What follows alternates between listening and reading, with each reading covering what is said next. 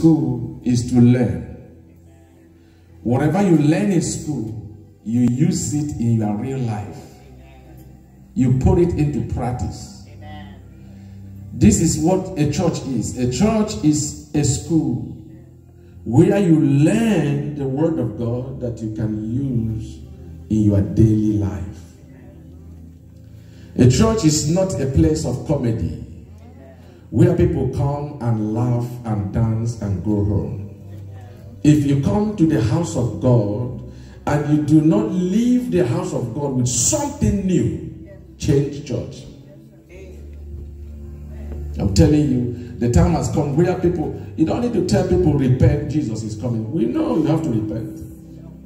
Not every day you hear the same thing. Anytime, any church you belong to, and you go there, the same thing you heard last year is the same thing you are still hearing now.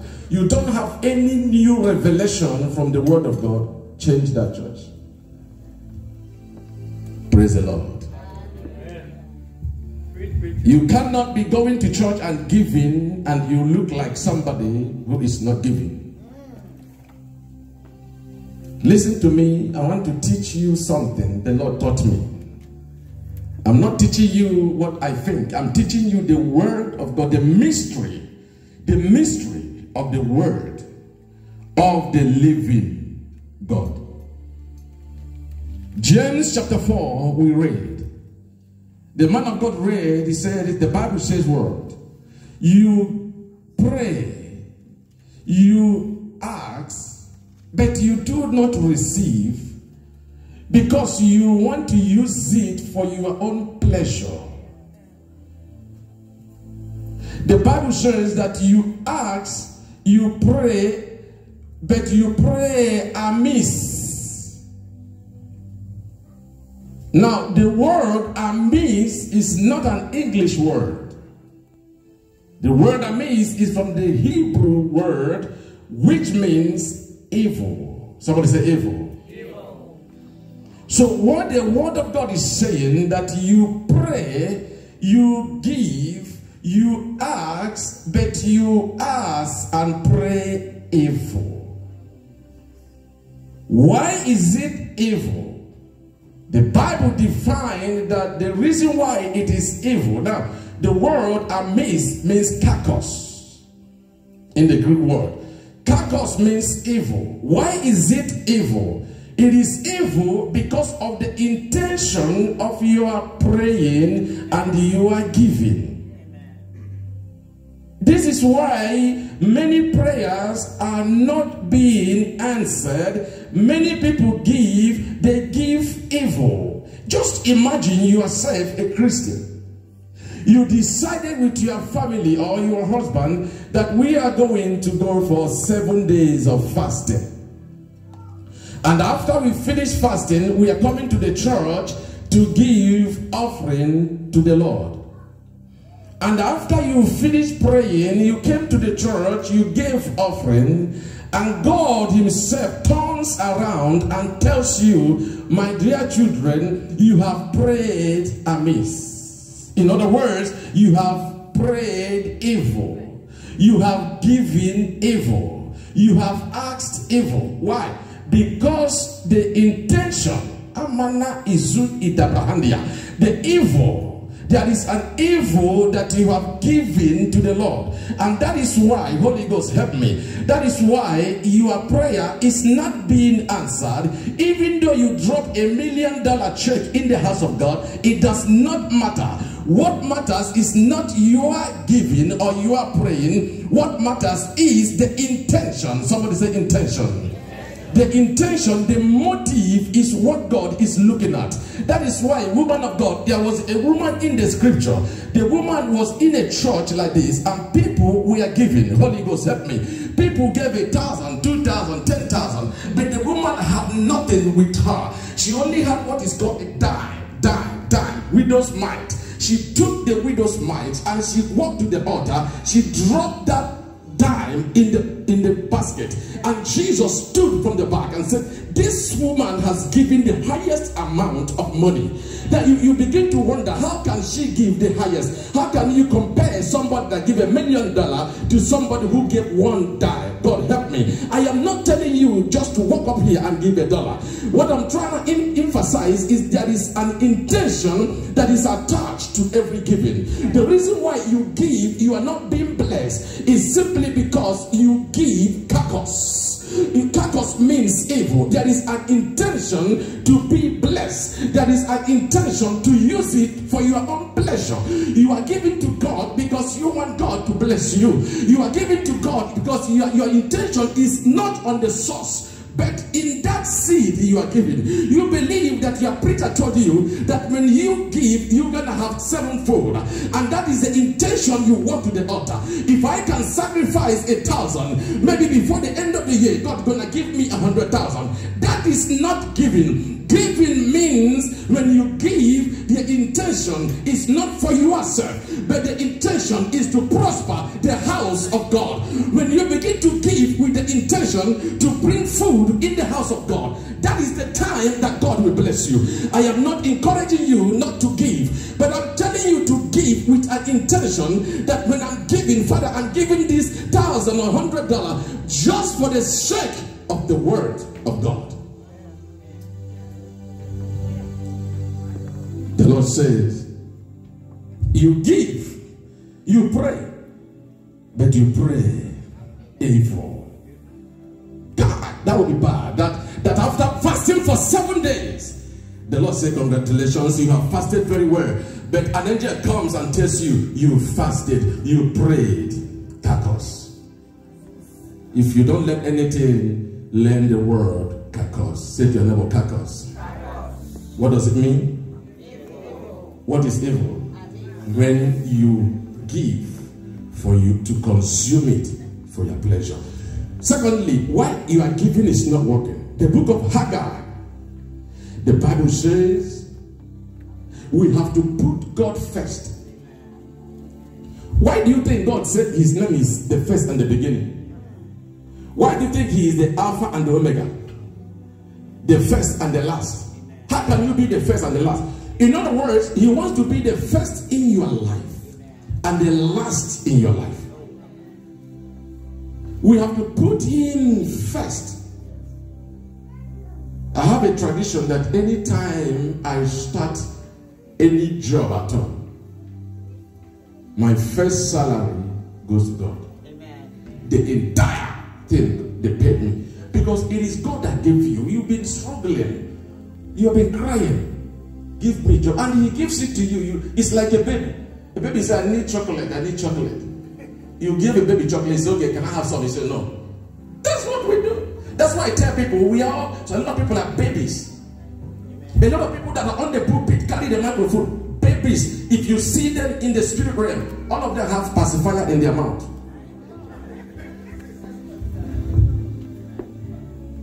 He gave you a job after 1 year of no job. It's okay, this job will be for you until you die. But for the first time they gave you something, give it to me. You said, no. It's okay, go. And that's why before you know it, you run into trouble. Your supervisor hate you. Your manager don't want to see you. Before you know it, you get frustrated and you're out of the place. January is coming. God wants you to give him your first seed in January. Watch how 2020 will be for you. And it's not magic. It's real. You will see me come here. Whatever I have, I drop it here for God. So I'm not telling you what I'm not doing. Praise the Lord. The book of Haggai, the Bible said that God brought the people of Israel out of Babylon. The reason, because we don't have all the time, the reason why the Lord took them out from the hand of Nebuchadnezzar was for them to return to Jerusalem to build a temple for God. The word of God said they came back and everyone began to give excuses. God got so angry. He spoke through the mouth of Haggai. He said, tell my people that I will cease the rain. He said, you are supposed to build me a house. Each of you are living in a comfortable house. My own house is in a state of mess. And God said, because you abandoned my house, because you are not putting me first, I put in you a pocket with hole. What does that mean? A leaking pocket. Spiritual leaking pocket. That's why a lot of people, they work so hard, they work like elephants. At the end of the day, they can't even eat like an ant. They work so hard at the end of the year. You look at your paycheck, you made $250,000 after 5,000 overtime you did. 5,000 hours overtime you did. The year is coming to an end. How much is in your account? I mean, if we have been working from January, you should have at least $30,000, $40,000. Barely how many have 1,000? Praise the living God. Why is your giving not working? Prosperity is a covenant. It is not something you get by prayer. If the covenant says fast and you don't fast, it won't work. If the covenant says give and you're fasting, you're wasting time. Why is my giving not working? God wants your giving to work so that you can benefit, so that you can come out and say, yes, of the truth, I serve the living God. You can be wasting your seed. Many people are just wasting their resources, wasting it, thinking they are giving. That's why the Bible said there is what they call seed time and harvest time. We are wasting the seed. Change your ideology. Change your mind. You are giving to God for the sake of the kingdom of God. Can we read the book of Matthew chapter 6? Matthew chapter 6 verse 33, verse 31 actually, to verse 33. If you have the Bible, Matthew chapter 6. We know that scripture. It's very simple scripture. Praise the Lord. Hallelujah. Matthew chapter 6, verse 31. Say, therefore take no thought, saying. Take the microphone. Okay. Therefore take no thought, saying, what shall we eat, or what shall we drink, or whether shall we be clothed? 32. For after all these things do the Gentiles seek, for your heavenly Father knoweth that ye have need of all these things. 33 says, but seek ye first the kingdom of God and his righteousness, and all these things shall be added unto you. Praise the living God. Did you hear that word of God? The word of God says, do not worry about what to eat or what to drink. Do not worry about what to wear or how to get a job. Do not worry about the kind of house to buy or the kind of car to drive. These are the things that the Gentiles, the Bible said the Gentiles, see how the Bible put it? It said even the Gentiles, they need the same thing. And your Father knows that you have need for all these things. Now look at the word of God. It says, but. Somebody say, but. But seek you first the kingdom of God. And what happens? All these things will be added. These are additions. They are not the main thing. Car is an addition because when you die, you drop it here. 1 million or 500 million house is an addition. I have never seen any man that died and they buried him with the house.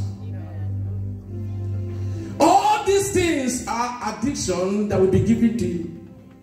Now the word of God says, for you to have these things, only thing you need to do is to seek the kingdom of God. You begin to wonder, what does it mean to seek the kingdom of God? Pay attention. What does it mean to seek the kingdom of God?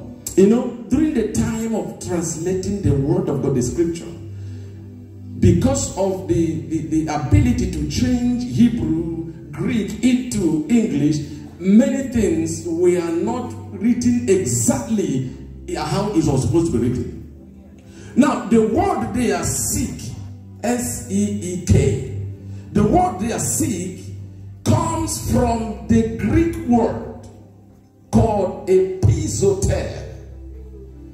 Epizoter. What does epizoter mean? Epizoter means to crave. To crave. You know, when a pregnant woman, when a woman is pregnant, they begin to crave for stuff. Like you can begin to crave for ice block. You see, when a drug addict, they crave for drugs. Like if they don't have money, they can stab anybody to get that money to buy that drug. That is the word they are seek, to crave, to search. And if you meet a drug person or somebody that smokes, when they don't have any money for their drugs, they are ready to sell their car for $100 to have that drug, to satisfy the craving. That is what the word of God says. It says, seek you first. Now, when you bring that word seek into the scripture, it means that the word of God says that you should crave, you should search for the need of the kingdom. You see, the Bible says, seek you first. Put your heart in the kingdom of God. Seek, crave, look for the things that are lacking in the house of God and fulfill them and provide the need of the kingdom of God. In other words, God says you should not worry about what to eat and how to make money.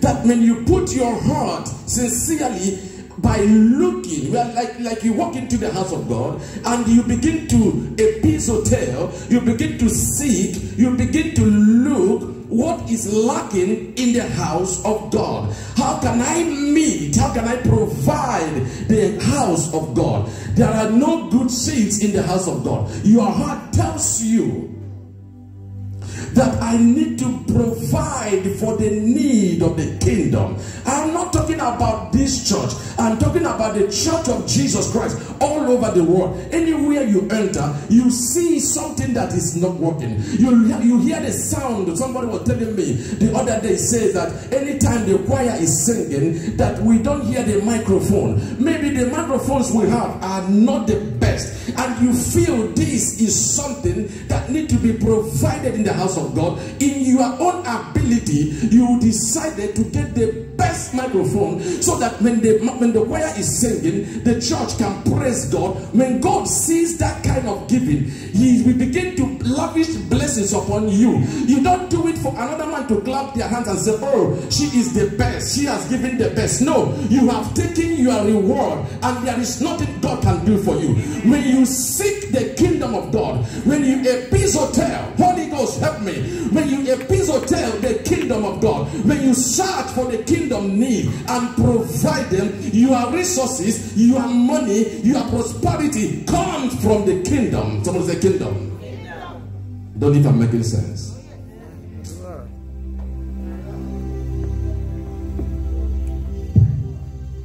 This message, I preached a little bit of this message in a large crowd. A woman, she was shedding tears at the back. She said, I've never understood it this way. She said, my church have been crying for a better place. I personally, we do. And she did not do it for people to glorify her. And the woman's life changed. I'm teaching you how you are giving can work. So when you read the word, seek you first the kingdom, it's not telling you to fast 25 days. It's not telling you to come here and speak in tongues. It's not telling you to sleep in church. No, the word they are seek means epizoter. Did you learn that today? What is seek? Epizoter. What does it mean? To crave, to search for the kingdom needs. Say to your neighbor, say, put your faith in the kingdom. And you will be blessed. That is why I have a problem with sowing and reaping. You know, many churches, they teach you, as a man soweth, so he shall reap. That's good. A lot of churches, they teach you, if you give, you will receive 100-fold. And people have built their mentality on that doctrine. People have built their mentality, and that's why you see them, they come to church. The preacher will preach so good. If you give, God will bless you. God will give you 100-fold. Somebody says, okay, I have $100. Let me just give it, because at the end of the month, I believe God will bless me with $1,000. And last 2 weeks I was preaching. I said, this is the man of God. This is the reason why people that pay tithe without knowledge of the scripture, they pray the prayer like this, like I said last 2 weeks. You see a human being that pay tithe. You see them talking to God. I'm not supposed to suffer because I pay tithe. Who told you? Because pay tithe, what is tithe? And look at some people, they brag. So you are giving $1,000 to God, who is the owner of every currency in the world. I give tithe. Why am I not promoted in my place? I'm talking to God as if they're talking to their husband. Yes, God punish the devil. Somebody say, God punish the devil. Give because of God. Put your heart in the kingdom. Jesus himself was against sowing and reaping. I prove you. Man of God, take the Bible, open to the book of the Gospel of Mark, chapter 12, verse 14. Even Jesus himself, he was not in support of sowing and reaping. Because when you believe that your prosperity will come by sowing and reaping, your resources, your heart is dependent on that seed. Okay, let's assume you believe in that when you sow. What if there is famine in the land? Your seed dies. Many people that believe in sowing and reaping, they go into the church where there is no anointing for prosperity. They sow in that church, the seed dies in that church. And they are complaining, I sow seed. Listen, it is not every pastor that is qualified to take offering. The reason why a lot of pastors are struggling is because they collect offering without the anointing. The Levites are the ones that are permitted to take offering. Offering means, like, let me give you an example. Somebody has cancer, and somebody believes God to heal him or her of that cancer. And the person has prayed and made up in his mind, I am going to give a seed of $10,000, for example, for God to heal me. And when they bring the seed, a greedy preacher sees the money. You know, when they see that kind of money, they begin to shake. They begin to shake and take the money and put in their pocket. Listen, what you took physically is money, but the person that gave the money exchanged the cancer. They exchanged the cancer with that money. So the cancer is in that money. When you don't have the ability, the anointing, that cancer enters into the man that took the money. Are you hearing what I'm saying? That is why a lot of people, pastors, are struggling, because they took what they are not supposed to take. There is no amount of money or sickness that you can give me. When I eat it, the cancer can never enter, because I have been anointed to collect it from you. Don't give your money to those who are not supposed to take it. That is why Paul says, Philippians 1, chapter 4, verse 19. Philippians says, my God will supply all your needs. Why? He didn't say God. Oh, my hand here. He said, my own God. Why? Paul has a relationship with God. And Paul believes that when I tell my God, based on the relationship with him, he will give you what you want. That is why I prophesy to you that your husband will locate you and come here, in spite of every power that he was fighting you, and it happened. Why? I believe my God will do it. You know why? Because you were a partner, or you are a partner of the anointing. I remember when we came to this ministry, we had no pulpit. They were telling us, don't touch our pulpit. I said it here. This woman bought this pulpit. When I saw the pulpit, I said, my God, whom I serve, will surprise you. Today you are standing here with this man. Clap your hands and give him praise.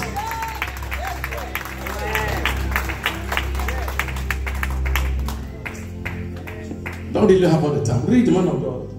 We're about to close. Mark 12, verse 13. It says, and they sent unto him certain of the Pharisees and of the Herodians to catch. Mark chapter 12, verse 14. Okay, 14. Yes, sir. And when they were come, they said unto him, Master, we know that thou art true, and carest for no man, for thou regardest not the person of the man, but teachest the way of God in truth. Is it lawful to give tribute to Caesar or not? 15.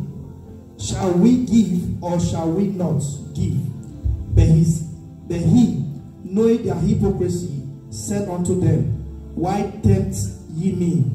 Bring me a penny, that I may see it. Hold on. I think I gave you a wrong quotation. I'm looking for where it says Jesus met are you reading Mark or Matthew? Mark. I don't know if it's Matthew. Where Jesus was going with the apostles and they saw a fig tree and Jesus wanted. Matthew. Bible scholars, locate it for me.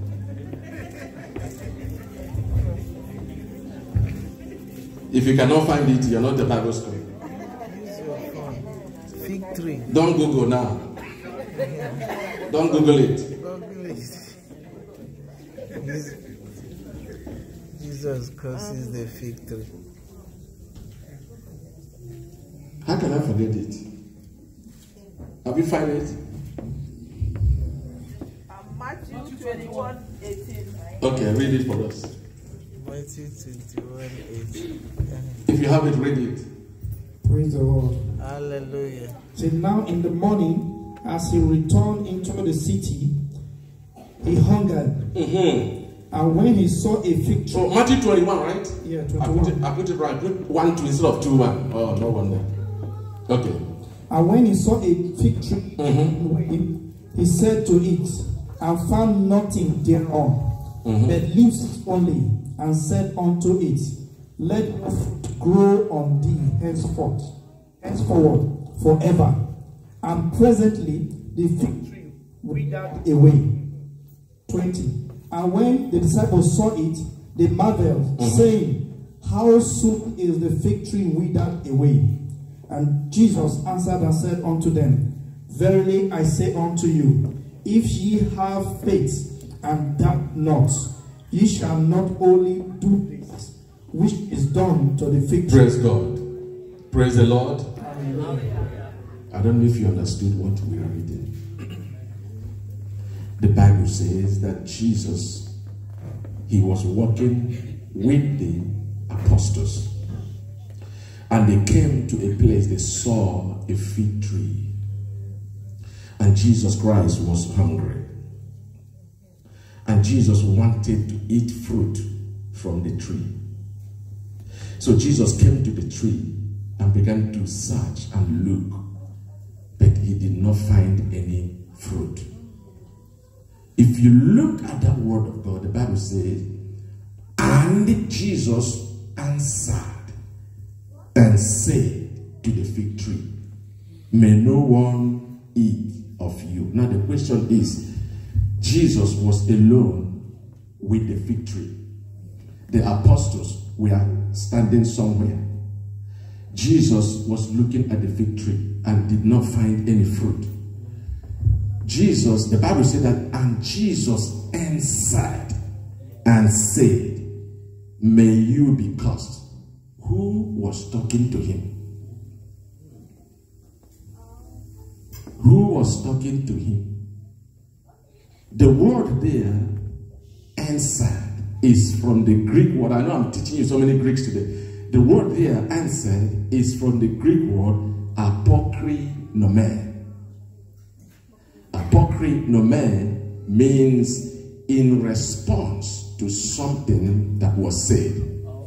So there was something the fig tree said to Jesus. And now the Bible said, and Jesus responded and said, may no one eat of you. Studies have it that the fig tree was communicating with Jesus Christ. Because the word of God says that when Jesus came to the fig tree, he was looking for fruit. But it was not time for fig tree to produce fruit. In other words, the fig tree was telling Jesus, don't you understand that this is not time for me to produce fruit? And Jesus didn't care whether it was time for fig tree or not. He wanted food at any time. So Jesus blessed a curse because the fig tree was operating by the principle of sowing and reaping. You sow and your fruit grows and you eat. Jesus said it is not right for you and I to believe in sowing and reaping. Rather than believing in sowing and reaping, take your mind off your seed and put it in the kingdom of God. Put it in the kingdom of God and see God bless you. The Lord told me, he said, do you know why I blessed Solomon? I said, yes, I know why you blessed Solomon. God said, why do you think I blessed Solomon? I said, because Solomon sacrificed 1,000 animals for you. The Lord said, you are wrong.